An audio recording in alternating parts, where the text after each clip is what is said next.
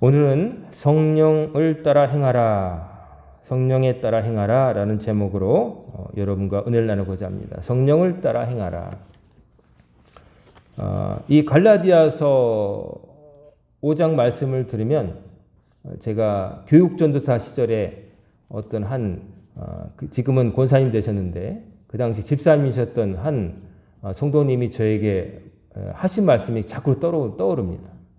제가 그때 30살 초반이었는데 늦깎이 목회를 해서 대학원을 갔고 감신대학원에 들어가서 첫 목회지가 제 아내의 모교회 인천에 있는 교회였는데 그 교회에서 이제 그 목사님께서 연세가 짙으셨는데 부교육자가 없으니까 교육 전도사였던 저에게 설교를 많이 하게 하셨어요. 그래서 오후 예배를 제가 설교했었는데 어느 날 설교하고 내려오는데 그 집사님이 저에게 오시는데 교회 학교에서 교사도 했기 때문에 좀 편안한 사이였어요. 그러니까 저에게 그런 질문을 하셨겠죠. 전도사님, 오늘 말씀 은혜 받았습니다. 그래서 뭘 은혜 받았을까? 그날 전한 말씀이 요 갈라디아서 5장 이쪽 말씀이었어요. 성령의 열매에 관한 설교였는데 은혜 받았대요. 그래서 무슨 은혜를 받으셨냐고 그랬더니 성령을 받으면 여기에는 9가지 열매, 좋은 것들, 사랑과 희락과 화평과 오래 참음과 자비와 양선과 충성과 온유 절제 이게 있어야 된다고 성경에 기록되어 있잖아요. 네, 그렇죠. 근데 전사님이 설교하실 때 이런 열매가 없으면 성령 받지 않은 것이라고 말씀하셨잖아요.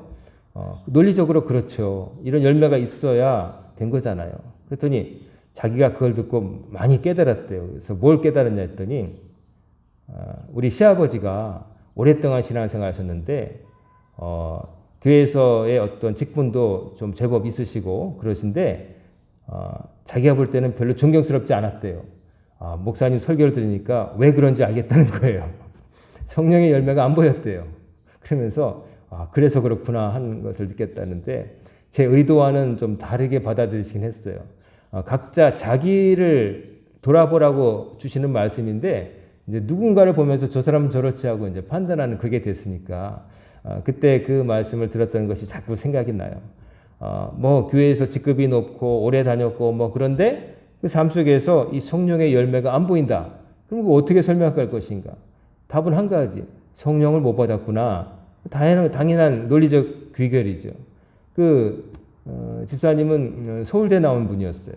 그리고 나중에 처음에는 신앙이 별로 없었다가 이제 신앙이 있는 가정에 시집 와서 하나하나 이제 학습하는 거예요. 배우는 거예요. 그 사람은 신기한 거예요. 교회에서 하는 일들이 생각하는 거예요. 그냥 늘 듣던 말씀으로 어릴 때부터 다닌 사람처럼 쭉 지나가는 게 아니라 들으면 생각을 하는 거예요. 이게 왜 그럴까?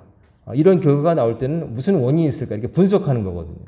그래서 그렇게 생각하고 그렇게 물은 거였어요. 웃고 지나갔는데 그러나 결국 나중에는 그분도 이제 머리로만 생각하는 신앙을 넘어서 뜨거운 신앙을 갖게 돼가지고 자기 남편분도 장로님이 되시고 교회에 아주 중직으로 이제 활약하신 걸 봤습니다.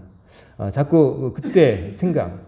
사람이 교회에서 성령 이야기를 많이 하는데 성령 충만이라고 돌에 크게 새겨서 교회 앞에다가 달아놓은 그런 교회도 있고 우리가 성령 충만을 이야기하는데 그러나 성령 충만은 얘기하는데 성령의 열매가 있느냐에 따라서 좀 생각을 하는 것은 좀 적지 않은가. 정말 성령 충만을 얘기하는데 충만하면 결과, 증거가 있어야 되는데 그게 잘 안 보인다는 거죠. 그것이 사람들을 혼란스럽게 만들고 특별히 좀 생각하고 믿으려고 하는 사람들, 특별히 또 좀 철저하게 믿고 싶은 사람들, 자기 자신을 좀 들여다보는 사람들, 혹은 또 남을 좀 냉철하게 보는 사람들 눈에는 이게 잘 안 되는 거예요.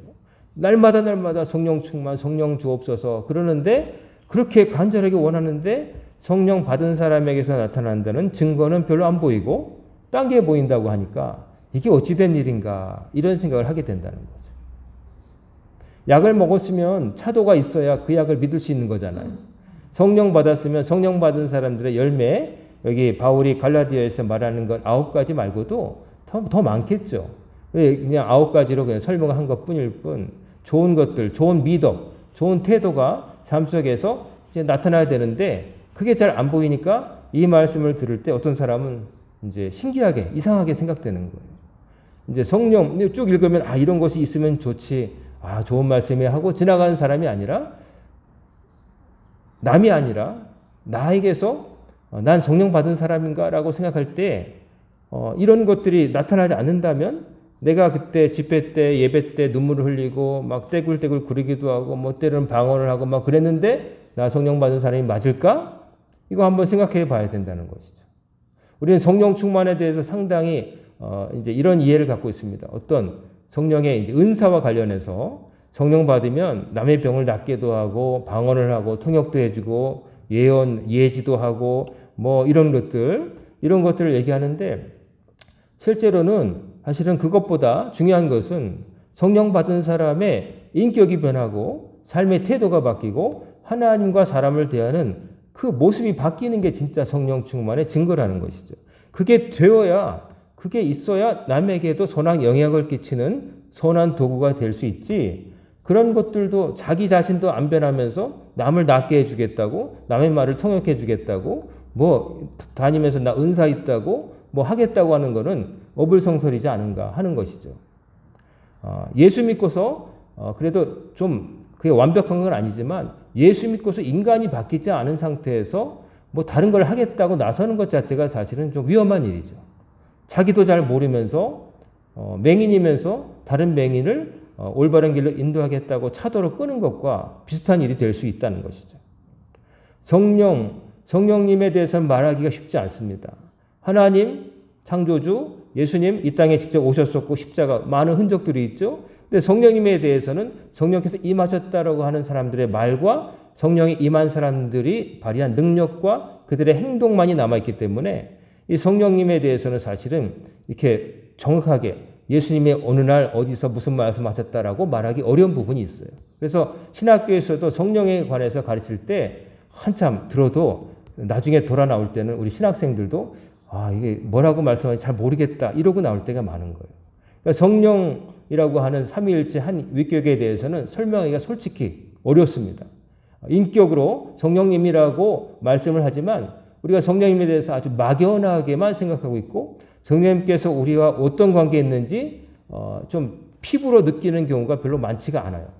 근데 아까 말씀드린 대로 그것에 대해서 자꾸 말할 때는 자꾸 어떤 발휘되는 능력, 다른 사람들과 다른 어떤 초자연적인 능력, 혹은 다른 사람들과 구별되는 어떤 평상시와 다른 어떤 도드라져 보이는 어떤 현상, 이런 쪽에 자꾸 관심을 가지려고 하는데, 그러나 그것보다 더 중요한 것, 그거는 하나의 하나님께서 성령께서 임하셨을 때 나오는 현상 중에 하나지, 더 기본적인 거, 원칙적인 거, 더 먼저인 건 뭐냐면은 남에게 뭘 하겠다는 게 아니라 내가 먼저 성령께서 임하셔서 어떻게 되느냐가 중요한 것이죠.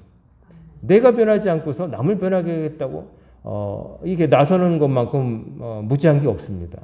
자기가 자기를 모르면서 남을 가르치겠다고 나서는 것만큼 어리석은 게 없어요. 근데 세상에는 그런 사람들이 많아요.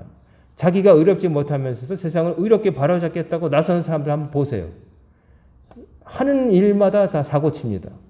자기가 의로움을 갖추지 못하고 남에 대해서 의를 요구하고 자기가 의로움의 잣대라고 생각하고 막 선을 긋고, 이런 사람들 선을 똑바로 그을 수가 없어요. 왜? 자기 자신이 의롭지 않기 때문에 선이 똑바로 안 보이는 거예요. 그러면서도 내가 그은 선이 의롭고 원칙이다라고 말하면은 그게 독재가 되고 독선이 되고 사람을 망치는 게 되는 거예요. 특별히 이끄는 자리에 있겠다는 사람들이 그렇게 되면 큰일 납니다. 이끄는 사람은 많은 사람들을 책임진 사람이에요. 그렇기 때문에 따라오는 사람들이 많은데, 그 사람 믿고 따라가는 사람들이 많은데, 앞에서는 리더가 잘못된 길로 가버리면 따라오는 사람들은 그냥 같이 잘못된 길로 가는 것이죠. 제가 여러 번 들었지만 그 군대 행군할 때 우리 군대 갔다 온 분들은 아실 거예요. 군대 훈련소 가면은 훈련소마다 좀 차이는 있지만 마지막은 행군으로 마치거든요. 행군.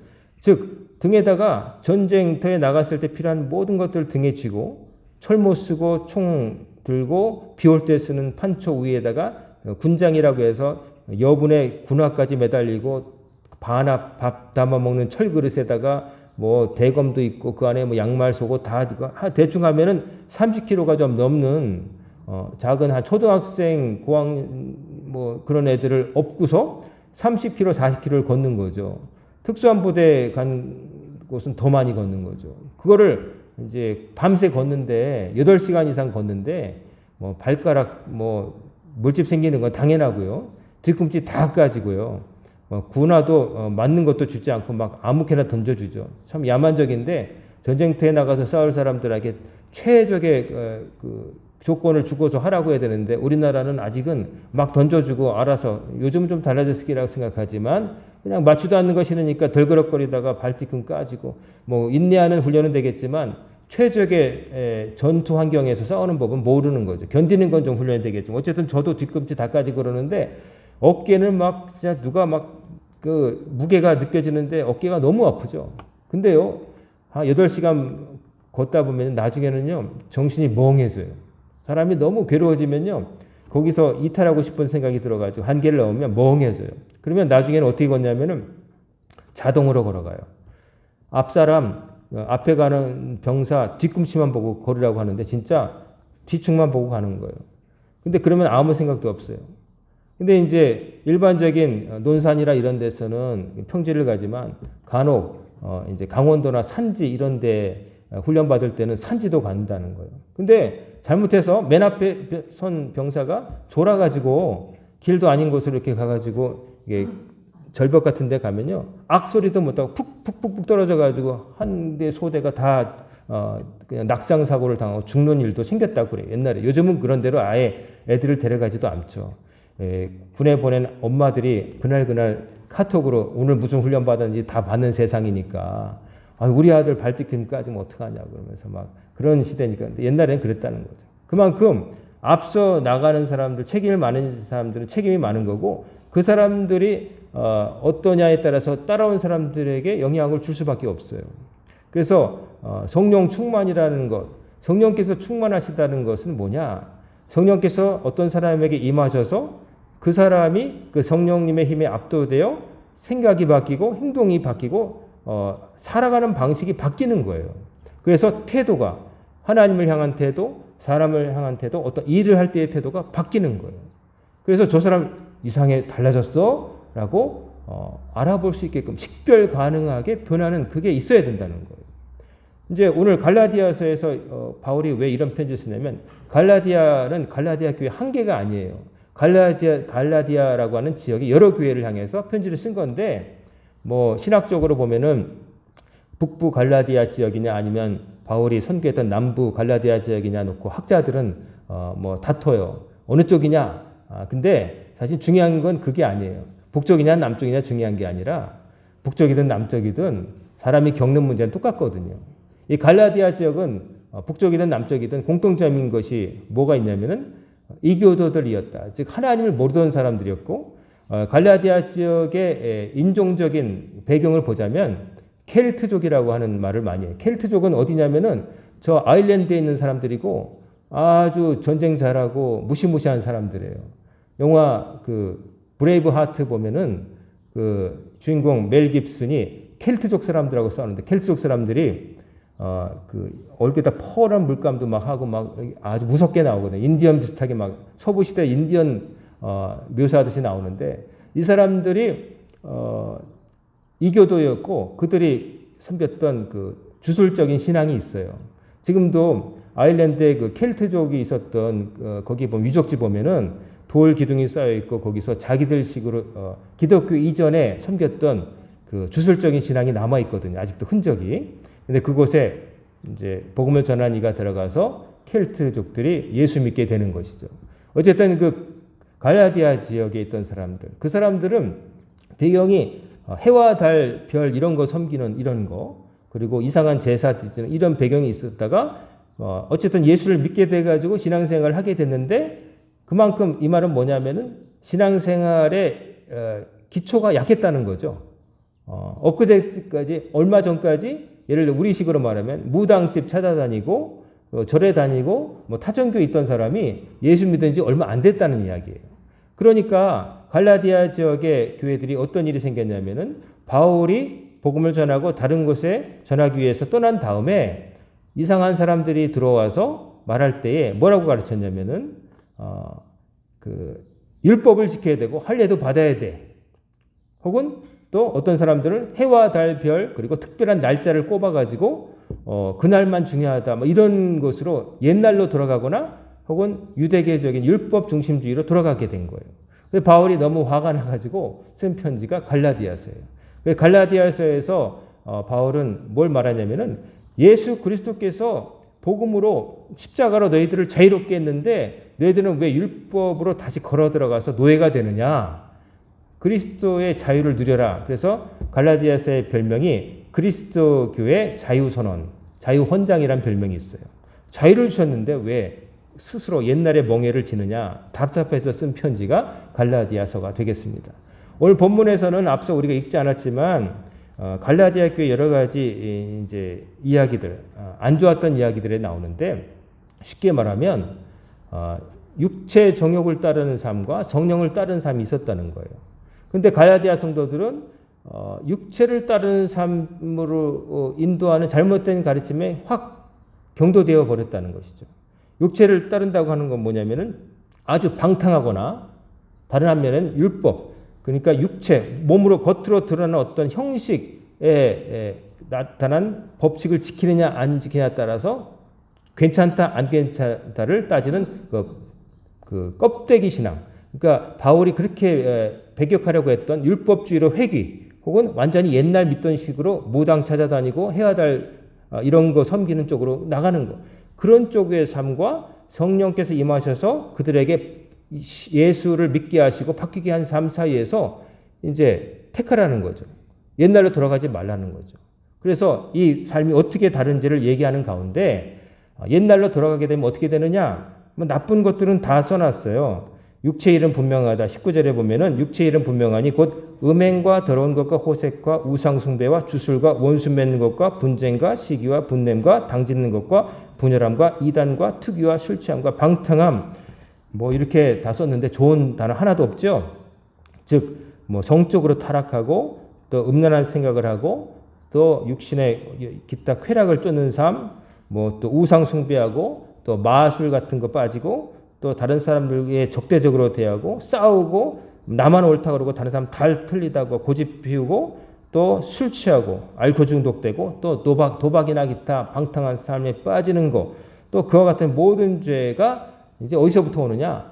성령을 따르지 않고 하나님께서 주시는 거룩한 영에 사로잡혀서 믿음대로 사는 게 아니라 그냥 살던 대로 살거나 자기 기분대로 자기 울컥하는 감정에 따라 산다는 것이죠.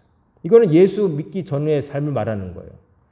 그러니까 옛날로 이렇게 돌아간다는 거죠. 그게 너무 안타까웠던 거예요. 바울이 신기하게 생각했던 거는 내가 복음을 전할 때 그렇게 잘 받아들이긴 했지만 사실은 우여곡절 끝에 많은 설득과 노력이 필요했을 때 예수 믿게 됐는데 다른 잘못된 가르침이 왔을 때는 너무나 쉽게 받아들였다고 해서 바울이 화를 내거든요. 너희들이 잘못된 가르침에 대해서는 너무 신속하게 따라간다. 이런 말을 하거든요. 그러니까 사람이 참 그런 것 같아요. 좋은 것은 습관화하는데 어려운데 나쁜 것은 가만히 두면 저절로 습관화가 돼요. 그렇죠?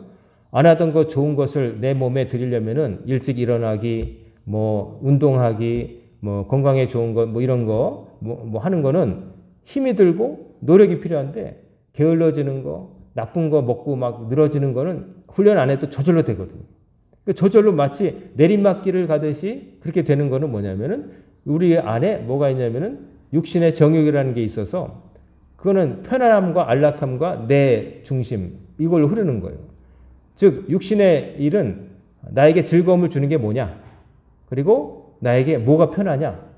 나에게 뭐가 이득이 되느냐? 이런 것들은 안 가르쳐도 신기하게 알거든요. 조그만 애들도 알아요. 조그만 애들도 알아요. 강아지들도 키워보면 지가 따뜻한 자리에 앉으려고 그러고 편안한 자리에 높은 곳에 앉으려고 그러고 안 가르쳐도 훈련 안 시켜도 동물도 한단 말이에요. 인간에겐 그런 측면이 있어요. 근데 그 반대되는 거. 내가 저 자리에 앉고 싶지만 누군가 나보다 다리가 불편한 사람이 있어. 내가 양보해야지. 이런 것들은 한 번 더 생각해야 된다는 거예요. 저절로 되는 게 아니라 한 번 더 생각해야 되는 거예요. 그 한 번 생각이 뭐냐면은 저 사람의 입장에서 생각하는 거예요. 나도 저 사람도 나도 다리가 아프면은 안고 싶을 텐데 저 사람은 나보다 더 나이가 많고 다리를 다쳤는데 얼마나 안고 싶을까? 이런 생각을 하게 되는 거예요. 그 생각이 뭐냐면 이웃을 생각하는 거고 이웃을 사랑하라고 하는 그 계명 안에 율법이 다 녹아들어 있다고 예수님 말씀하신 그거예요. 아주 복잡한 거 없어요. 내가 소중한 걸 일단 알고 있지만 그건 안 가르쳐도 알잖아요. 근데 남도 나만큼 소중한 존재이다. 그리고 그 사람이 어려울 땐 도와야 된다. 그 사람을 긍휼히 여기고 사랑하는 마음 이게 있어야 되는 거예요.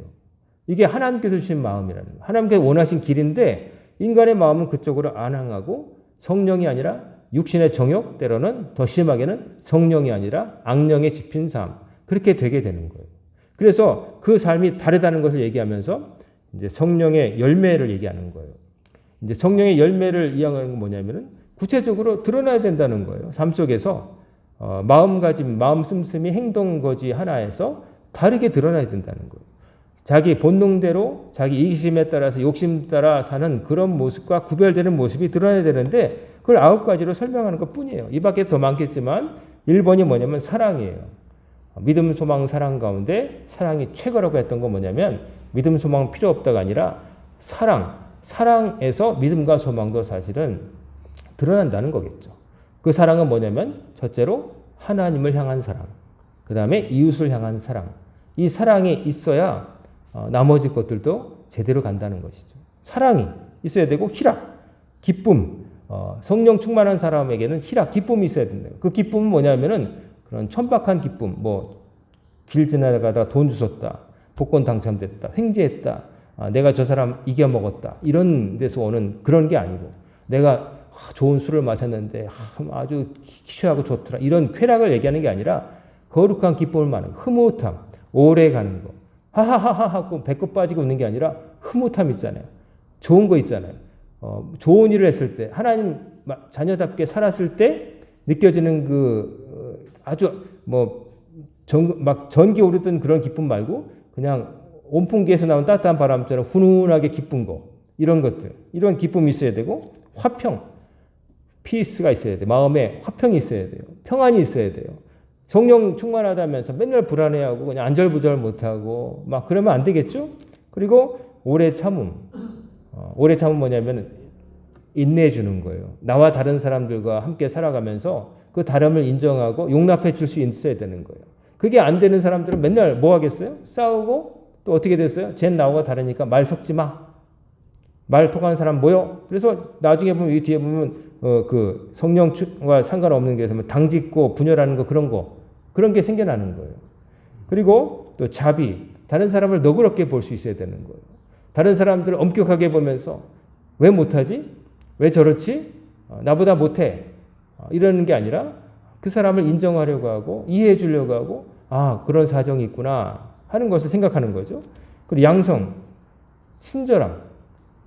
사람들이 많이 친절해졌어요. 사람들이 옛날보다 많이 친절해진 것 같아요. 근데 좀 친절하지 못한 경우에는 막 말에 가시가 돋쳐 있죠. 우리가 식당에서나 아니면 어디 가서나 보면 친절한 사람도 있지만 친절하지 않은 사람들. 외국에 여행 갔을 때 친절한 사람과 친절하지 않은 사람들.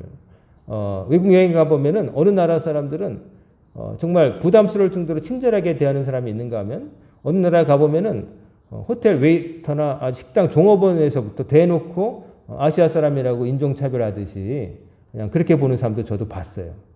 한국 사람인데 무조건 니하오 니하오 그래요. 그게 뭐냐면 단순히 중국 사람 오인한 게 아니라 아시아 사람을 깔보는 거예요. 특별히 어떤 애들이 그러냐면은 20살 간 넘은 애들 그리고 교육받지 못한 애들 학교 못 다닌 애들이 그래요. 학교를 어느 정도 다니면 유럽 애들은 적어도 속은 어떻게 생각할지언정 겉으로는 그렇게 하면 안 된다고 배우거든요. 근데 가면은 니하오 니하오 하고 만약에 말을 걸면 너 중국 놈이지 하는 식으로 인종차별하는 거예요. 사실은 중국이라는 나라가 지금 약간 공산화돼서 그렇지만 중국이라는 나라가 자기들이 깔볼 나라가 아니죠. 세계 강국이고 그들의 문화적 저력은 장난이 아닙니다. 그들의 쌓여진 문화, 이야기거리, 드라마거리 보세요. 중국 쏟아져 나오는 거 보면은 수준은 조금 떨어질지 모르지만 양면에서는 장난이 아니고 잘만 하면은 엄청난 것들이 있어요. 자기들이 깔볼 나라 아니에요. 자기들이 그냥 원시인처럼 살아갈 때 중국 사람들은 목욕을 받아놓고 서예 글 쓰고 그러던 사람들이에요. 근데 막 그러고들 있죠. 어쨌든 이런 친절함이 없으면 안 되고 충성. 여기 충성은 군대에서 충성. 이제 군인의 미덕이 충성이잖아요. 충성은 뭐냐면 뭔가에 충실하게 대한다는 거예요. 신의를 저버리지 않고 대하는 것을 충성이라고 말하는 거예요. faithfulness. 어떤 사람이 이런 충성이 있다는 건 뭐냐면 믿음직하다. 저 사람은 내 뒤에서 딴 일을 벌일 사람이 아니다라는 신뢰를 말하는 거예요. 이거는 신뢰는 뭐냐면은 충성은 뭐냐면 하나님께도 신실하게 하나님과의 맺은 약속을 지키는 거예요. 그리고 사람과의 맺은 약속을 지키는 거겠죠. 그다음에 온유함. 이 온유는 영어로는 보면 gentleness라고 번역하는데 부드러움. 사람을 대할 때 젠틀하게 대한다. 그럼 뭐냐면 신사적으로 숙녀답게 예를 갖춰서 대하는 거예요. 함부로 대하지 않고. 그다음에 절제. 이거는 self control. 자기 통제를 말하는 거예요. 자기 통제를 하는 게 참 쉽지 않죠. 내가 나를 다스리는 게 쉽지 않아요.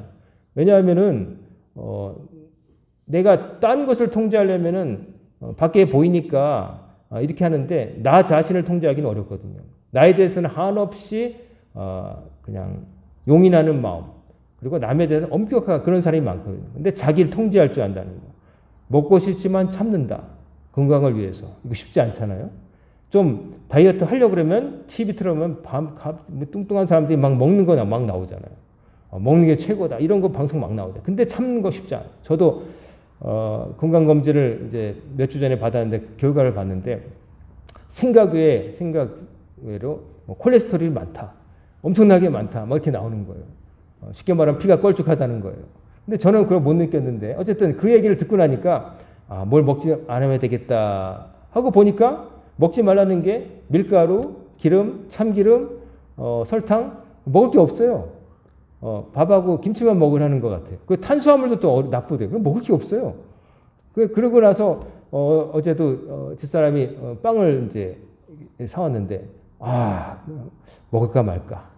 하나만 내일부터 본격적으로 이런 생각이 들다가 결국 안 먹긴 했는데 그게 쉽지 않더라고요. 이런 작은 것에서부터 자기가 하고 싶은 거, 자신의 욕망이 땡기는 거 이거 참는 게 쉽지 않은 거예요. 저거 갖고 싶은데 클릭 한 번이면 살 수 있는데 근데 참는 거 이게 참는 거 어렵죠.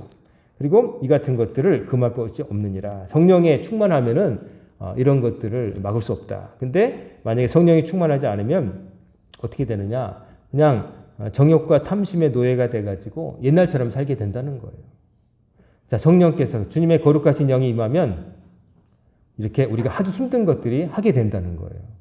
그러니까 여러분 성령 충만함 저 사람이라고 생각하지 말고 내가 성령 충만한가를 보면은 여러분이 은혜 받았던 순간의 어떤 체험 그것만 생각하지 마시고 은혜 받은 다음에 내가 어떻게 변했는가를 좀 체크해 보시기 바랍니다.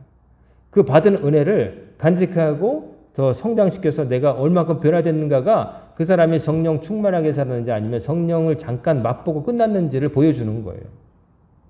여러분을 많은 사람들이 볼 거예요. 여러분 자신도 볼 거고. 아까 제가 설교 처음에 말했던 것처럼 누군가 여러분이 교회 오래 다니는 것을 보고 여러분에게 직분이 있는 것을 보고 근데 의아하게 생각하면 안 되잖아요. 저분은 교회 다니면서 권사님, 지사님이시면서 장로님이시면서 왜 저러실까? 이런 의문을 받는 사람이 되면 안 되겠죠.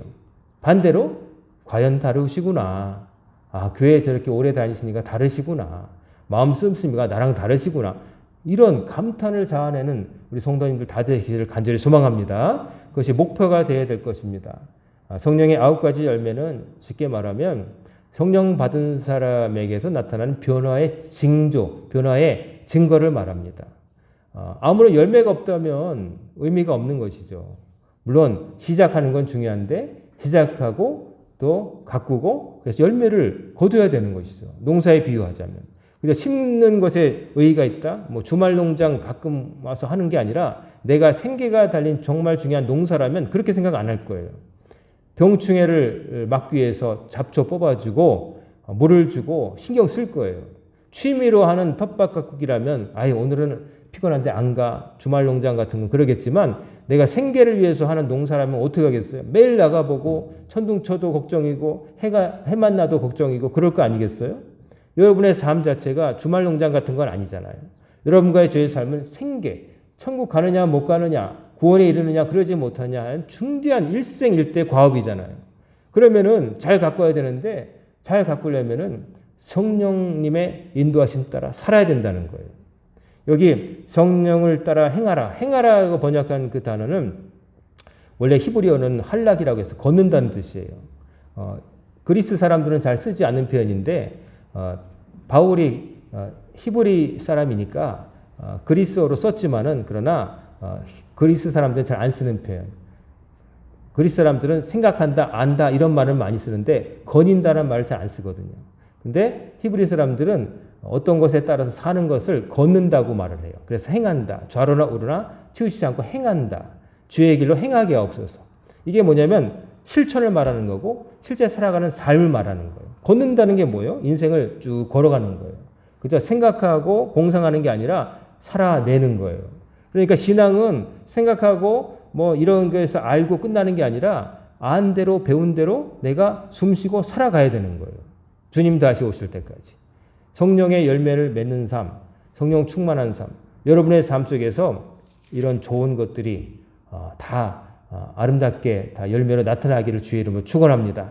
그래서 여러분을 보는 사람마다 달라졌구나, 다르구나, 나와 다르구나 하는 본이 되시고 또 누군가에게 영향을 미치셔서 저분같이 변한다면 나도 믿어보겠다라고 한다면 여러분은 너무나 좋은 일을 하시는 것이죠.